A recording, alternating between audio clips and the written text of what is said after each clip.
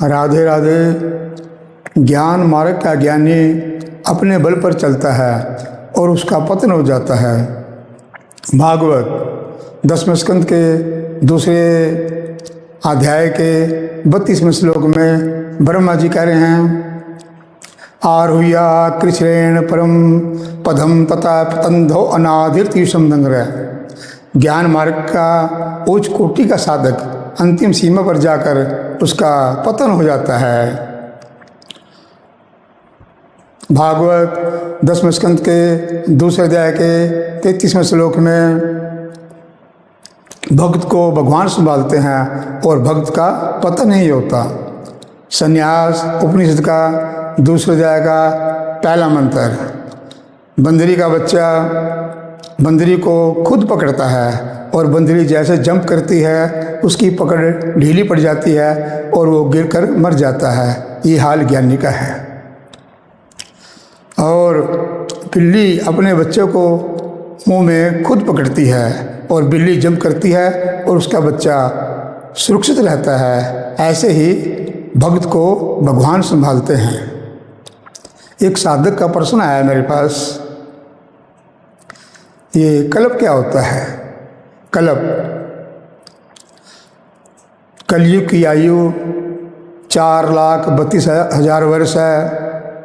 द्वापर की आयु 8,64,000 वर्ष है। त्रेता की आयु 12,96,000 वर्ष है। सतयुग की आयु 17,28,000 वर्ष है। इस प्रकार चतुर्युगी की आयु 43,20,000 वर्ष है। 71 बार चतुर्युग बीत जाएं एक मनवंतर, और मनवंतर 30,67,20,000 वर्ष का है।